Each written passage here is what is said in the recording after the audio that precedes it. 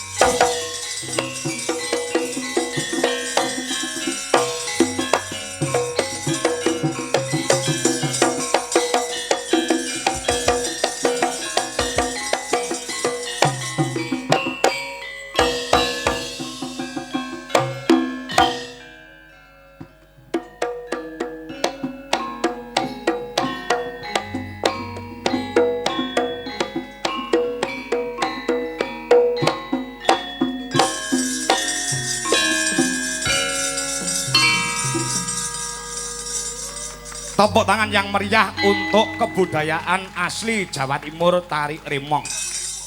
Insya Allah pertama kali digelar ana ing wewengkon Nganjuk Jawa Timur selama ini wiwit tahun 2012 nganti 2025 awake dhewe asring sowan ana ing wewengkon Nganjuk digelar merga iki sing diarani awake dhewe sing wis tak aturke ana ing ngarep aja nganti kalah kelawan semangate lan kreativitas yang sangat luar biasa para siswa siswi bapak ibu guru ingkang mapan ana ing SMK PGRI 1 yang ada di Kota Nganjuk. Sekali lagi tepuk tangan yang meriah buat sekolah kita yang hebat di Jawa Timur ini. Allahumma sholli wa sallim ala sayyidina. Yuk waranggono jumeneng sedaya.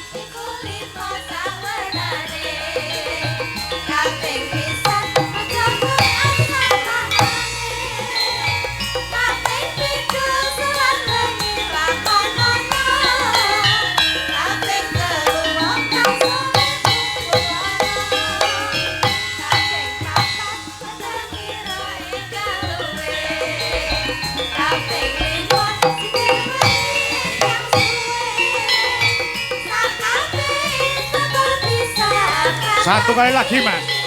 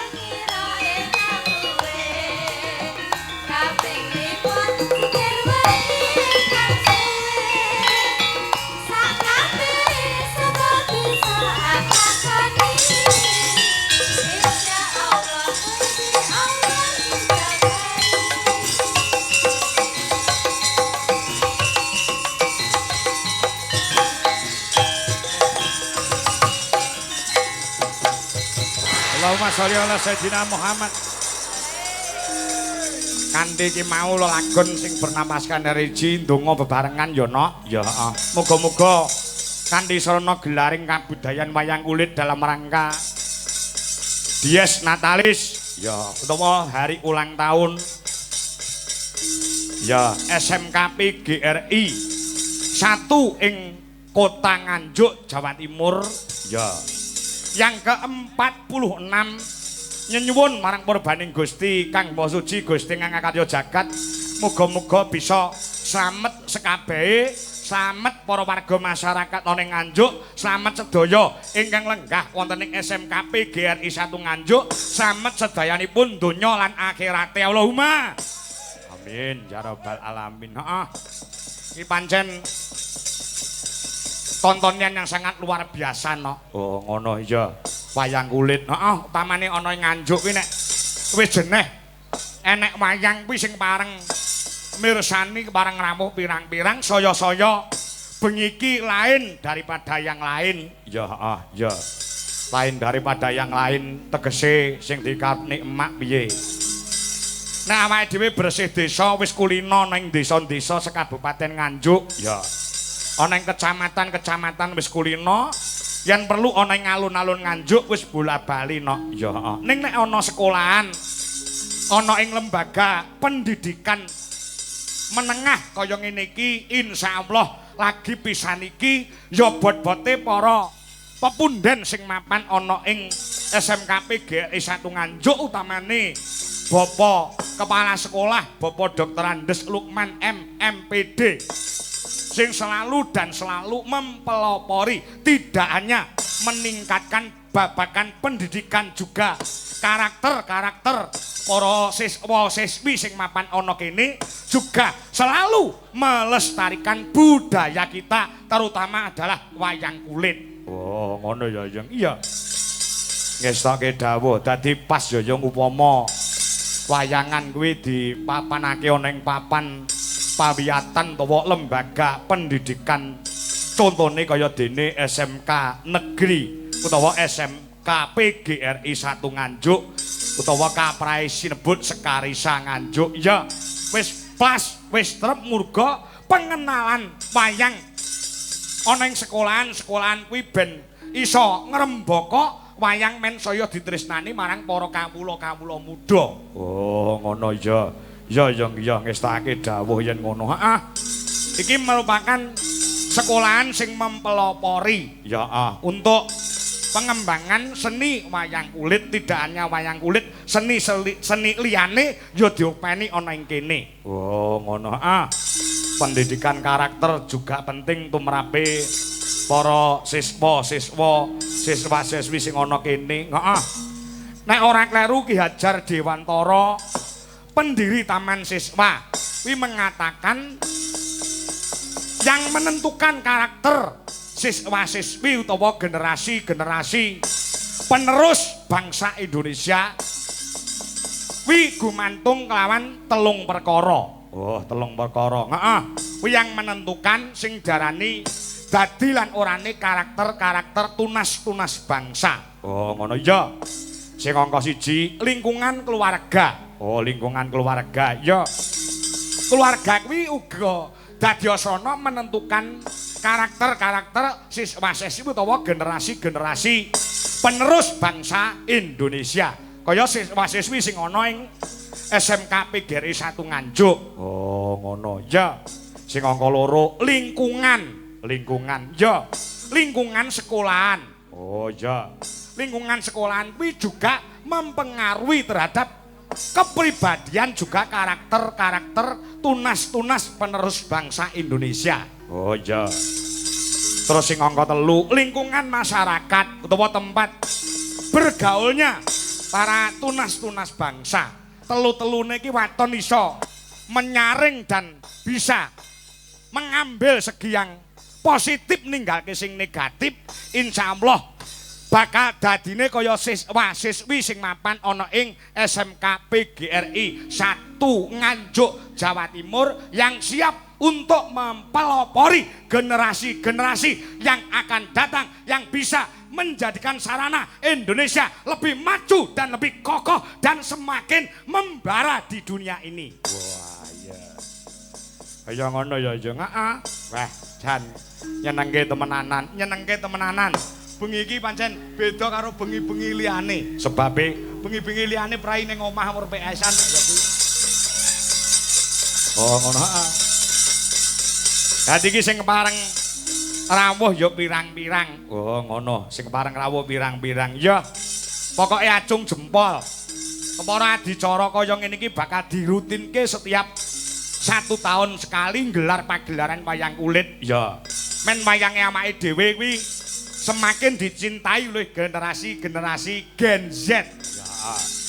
Ya. Ya. Nyatane para warga masyarakat ana ing kutha Nganjuk ya bengi iki tumplak-blak nganti sekolahan sing jembare kaya ngene, ombone kaya ngene ora muat untuk menampung para pecinta-pecinta wayang kulit di kota Nganjuk yang hebat ini. Heeh. Pancen ya kaya ngono nak. Heeh. Penggemar-penggemar Dwija Laras Indonesia wis tumplek-blek etan lor kidul padha nglumpuk bengi iki alhamdulillah diganjar terang ora udan. Oh, ngono ya. Ya ngestake dawuh.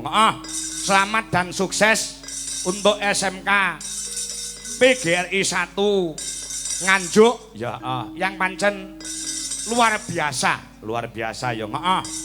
SMK PGRI Nganjuk memiliki jumlah siswa terbanyak loh Yung. Apa ya? Ya. Tadi kene iki dadi sekolahan SMK terfavorit di Kabupaten Nganjuk. Oh ngono. Ya. Siswane pirang-pirang nek orang kleru 2.529 siswa. Oh ngono dengan 9 konsentrasi keahlian. Contohnya 1 desain, pemodelan dan informasi bangunan. Ya. Sing angka 2 teknik komputer dan jaringan. Sing angka 3 teknik instalasi tenaga listrik. Ya. Sing angka 4 teknik kendaraan ringan. Sing angka 5 teknik sepeda motor. Oh iya. Sing angka 6 teknik pemesinan. Ya. Sing angka 7 teknik audio video. Sing angka 8 teknik pengelasan. Ya. Sing angka 9 desain komunikasi visual. Oh, ngono ya. Ditambahi dengan 16 ekstrakurikuler. Oh, ngono ya. Prestasine apa ana ing SMK PGRI 1 Nganjuk sepisan babakan pramuka ya kuwi prestasi yang perlu kita ketahui ya kuwi juara 1 nominasi pioneering terkuat lomba pioneering sewacap Nganjuk Agustus 2025. Ya. Aku lek karo basa Inggris rada uangel ilatku kadung ilat Jawa. Ya. Sing angka 2 juara harapan 1 lomba sesorah utawa pidato dalam bahasa Jawa. Oh ngono piala-piala sing wis diraih. Fadil Jabar juara 1 speed klasik U16 Putra dalam kejuaraan panjat tebing Tulungagung Klibeng. Ya. Sekaresidenan Kediri. Ya.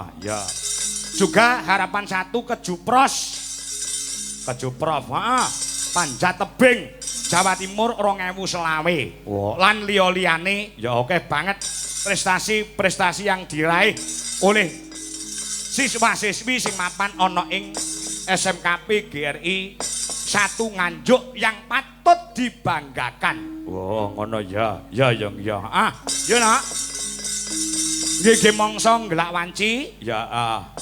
Terutama terima kasih untuk Bapak Kepala Sekolah ana ing SMK PGRI 1 Nganjuk utawa Sekarisa Nganjuk. Ya, Bapak Dr. Andes Lukman MMPD. Juga para bapak-bapak guru, ya.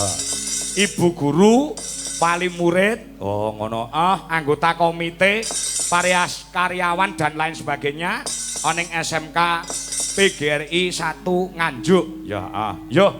Aku sore mau gawe lelagon, gawe lagu, ya. Bot-bote nggonmu tresno kelawan para ingkang lenggah ana ing SMK PGRI 1 Nganjuk, ya. Aku gawe lagu larase pelokno. Oh, sing diaturke lagune apa? Sinom. Oh, Sinom, Aku rek-orek sore mau gawe tetembangan. Oh, ngono. Ya. Ya. Ah. Yo, catetane wis enek to? Ah, sampun wonten apa dereng? Dibawani luwih dhisik mengko dibacutke ndangdute. Ngono, heeh. Ya. Monggo salah setunggal kula aturi ngumandangaken ya bot-bote kecinta aku terhadap SMK PGRI satu Nganjuk yang sangat luar biasa. Oh, ngono ah, ya.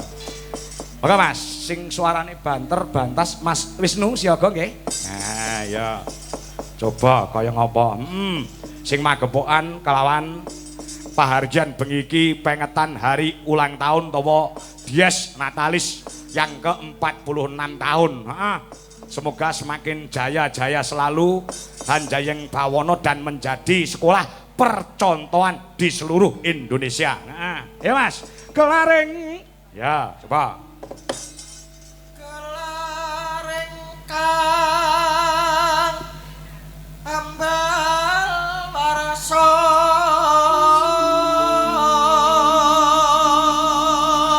rangkaian dari hari ulang tahun dari sekolah ana ing SMK PGRI 1 Nganjuk Jawa Timur. Ya, beberapa rangkaian acara, puncak acara adalah pada malam hari ini. Ya, terus ing SMK PGRI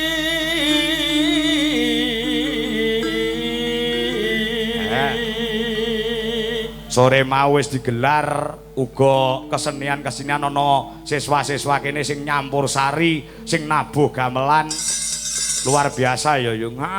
Terus ulang tahun yang keberapa Mas? 46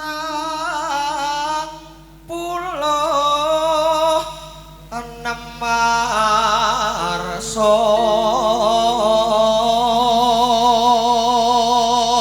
46 Marso tegese 46 tahun. Oh, berdirinya SMK PGRI 1 Nganjuk juga sini adalah memecahkan rekor hanya di Nganjuk utawa hanya di SMK PGRI 1 Nganjuk mempunyai bangunan yang bertingkat sing ana live ya mung nang kene liyane sekolahan rong ana sing duwe. Wah, ngono. Ngarepe mau bangunan ning dhuwur terus enek lipe. Aku mau munggah medun ngono. Ngrasakne lipe gumun kok iso munggah dhewe ya. Ya. Biasane aku ora numpak lip, numpak mboke cacah dadi. Nah, iya. Ya. Saben tahun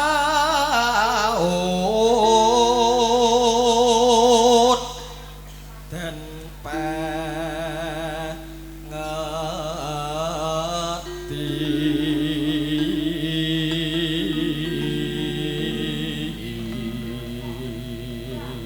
saben tahun dipengeti. Oh, ngono. Kene iki saking favorite sekolahan siswane nampa ki nganti nulak-nulak, Nduk. Oh, ngono. Ya nganti nulak-nulak murid ya, mergo wis terpandang ana ing Kabupaten Nganjuk. Oh, iya. 2500 siswa kuwi akeh lho, Nduk. Oh, ngono, siswa terbanyak ya, Terus manunggal nyawiji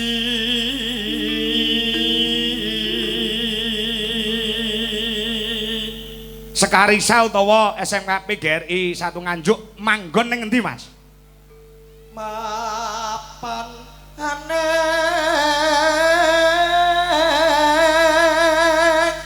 kutha Nganjuk.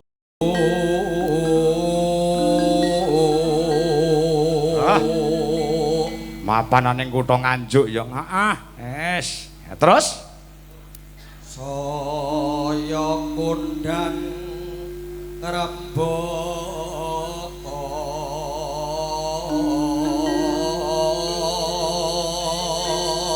saya kok kondang ngrembaka saya kuncara Hanjayeng Bawono. Ya, terus nuwun sewu Mas. Mriki menika kepala sekolah sinten sing mandhegani sinten Mas? Pak Lukman Kang Pak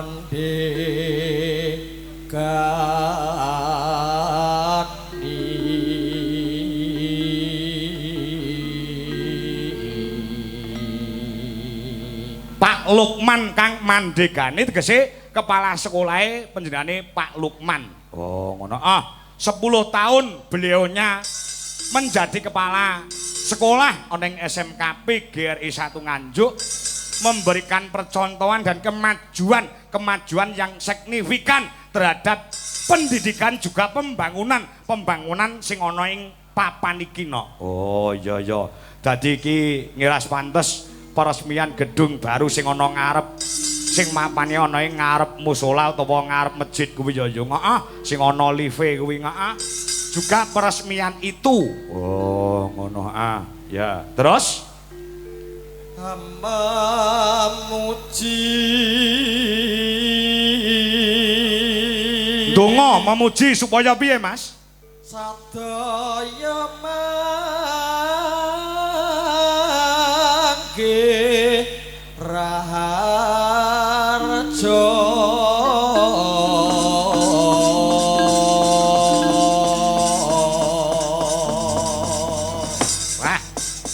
sedaya manggih raharjo, becik kepala sekolah, Bapak Ibu guru, karyawan, Bapak Ibu wali murid, komite dan semuanya saja sumrambahe para warga ana ing Nganjuk manggih raharjo wilujeng ing sambi kolong. Ya.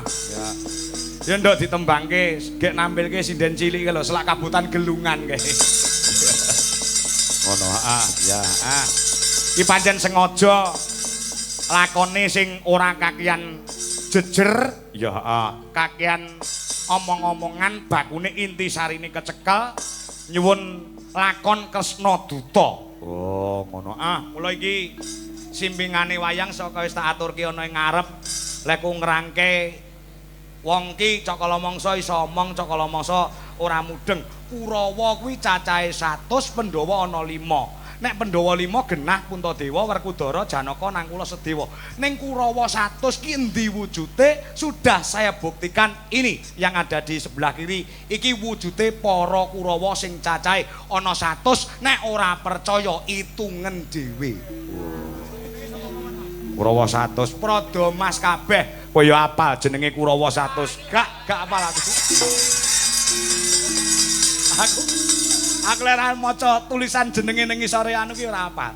100 kok. Oh, ngono Tur ini beberapa bulan yang lalu saya proses untuk menjadi yang terbaik untuk saya sajikan di SMK PGRI 1 Nganjuk. Baru pertama kali digelar hanya di tempat ini. Wah, ya. Pak Jiro spot sitok lho nduk kuwi regane. Ya.